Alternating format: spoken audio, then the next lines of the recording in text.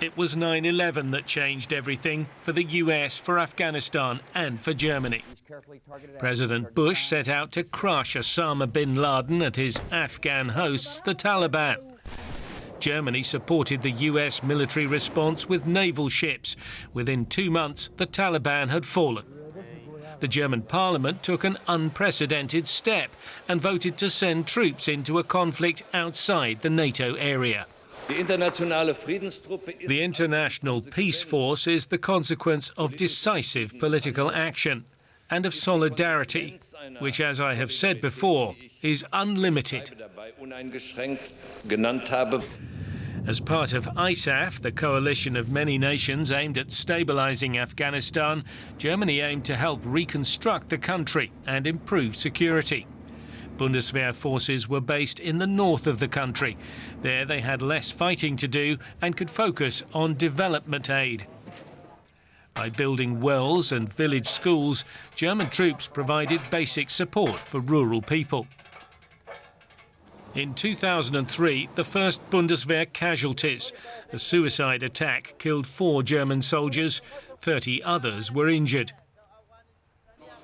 The Bundestag responded to the worsening security situation by increasing the number of troops.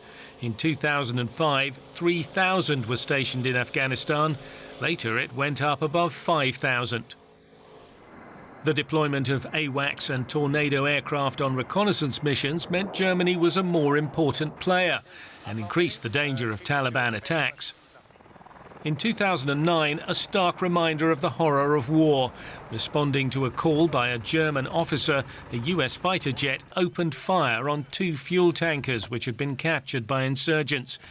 A tragic mistake, as it turned out. At least 91 Afghans died, including civilians. Berlin paid out millions in compensation and the defense minister resigned.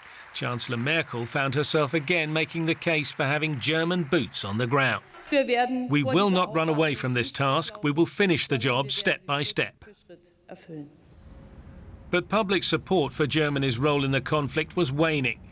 Originally, the hope had been to focus on assistance and let others fight. But by 2014, 55 coffins had arrived home on German military planes. As the flag was lowered on the ISAF mission, it was clear the international military effort was starting to wind down. By 2021, Germany had only around 1,000 troops in the country, their role now exclusively to train Afghan forces and prepare for their own departure. For Germany, as for the other coalition nations, the Afghanistan mission ended in a hurry amid chaotic scenes of people desperate to flee. The Taliban have returned, and many Afghans, women especially, fear for their freedoms. Germany's military role in Afghanistan lasted 20 years and cost more than 12 billion euros. No one can yet be sure whether it was worth it. Now let's bring in Radosław Sikorski. He's a Polish member of the European Parliament, also formerly a Polish defense and foreign minister, who has also worked as a war correspondent in Afghanistan. Welcome, Mr. Sikorski. The question everyone's asking, we also heard it at the end of that report, the military involvement in Afghanistan from countries like Germany or Poland, was it worth it? Well, we built some basic infrastructure from Afghanistan, the ring road that spans the major cities, and we educated a whole generation of Afghans, both boys and girls, that surely will have some impact on the future of Afghanistan. But of course, we did it at a huge cost. And I personally believe that the aims of our mission were too ambitious. So you're saying basically that building a few wells and schools was worth it?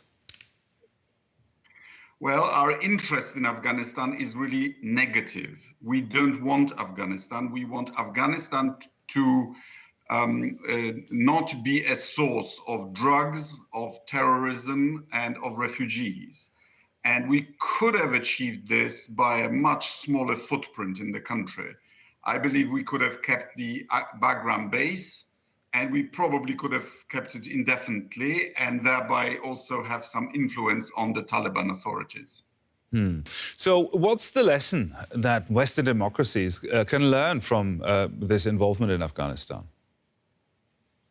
Well, I think the lesson is to keep to the original mission. Remember, we intervened in Afghanistan by a unanimous vote in the NATO Council, invoking Article 5 when our ally, the United States, was attacked. And that was correct because the order to attack World Trade Center in New York came from Afghanistan. So getting rid of Al-Qaeda and getting hold of and terminating bin Laden was correct. But then we broadened the mission to transforming Afghanistan from a completely feudal medieval society. And that proved too ambitious. Well, here in Germany, the Afghanistan mission is considered a failure by many. Even President Frank-Walter Steinmeier used that word in his speech to the UN General Assembly recently. Is it viewed differently in Poland? Well, remember what our soldiers have learned in Afghanistan is valuable.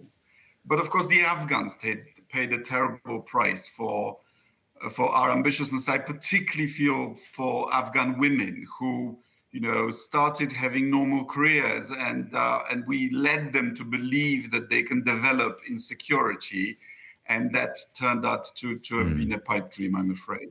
So where do we go from here? Should the West now recognize the new Taliban leadership in Afghanistan and work with them? We don't recognize governments, we recognize states. And of course, we need to work with whoever is in charge, because something like half the country depends on our humanitarian assistance. And to deliver it to people, we need the collaboration of the government.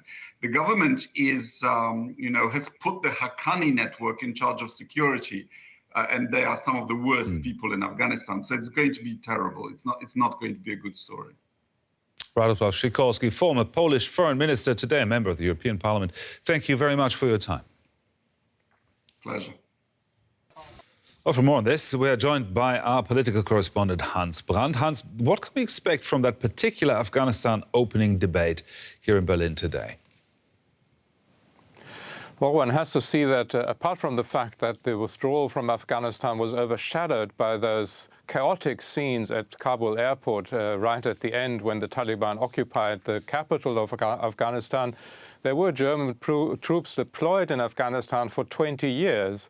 That has been the largest deployment of German troops internationally in the history of the Bundeswehr, and it has, in some sense, made a very deep impact on the soldiers, on the army, on the German army. And that really is what is going to be the subject today, how it has formed the soldiers, how it has formed the German army. And there's also some sense of tribute to the thousands of soldiers who were deployed there. And one has to say many of them also, hundreds, if not thousands, returned with injuries, both physical injuries and with psychological damage.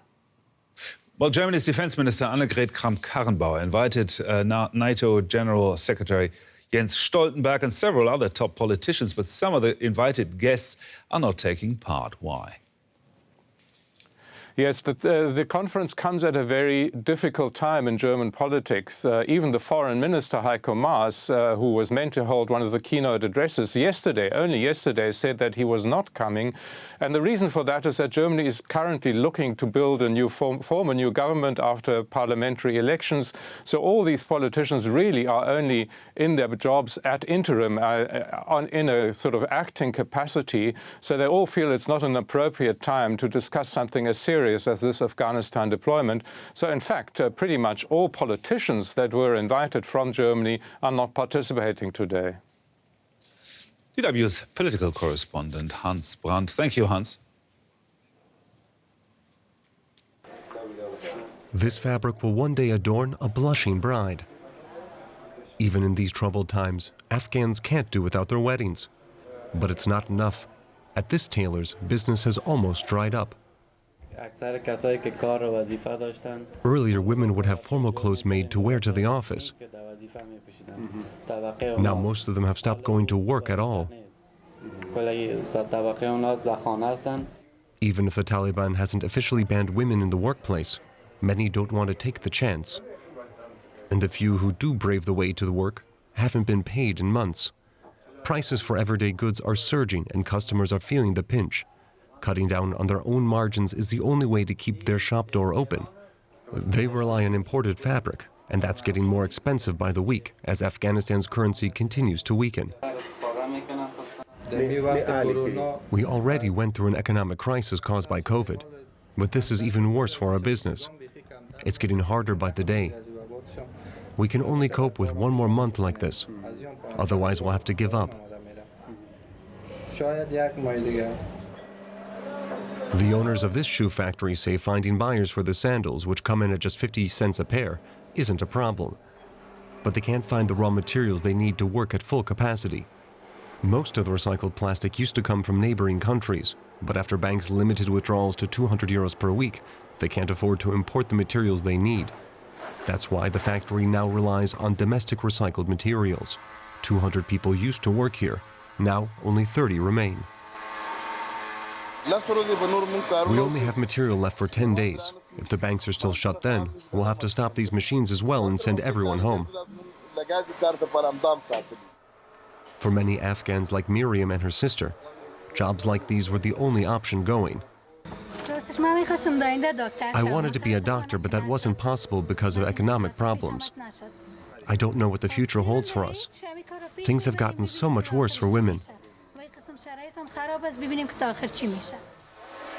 For businesses that have managed to navigate decades of conflict and a global pandemic, capital controls could prove to be the final straw.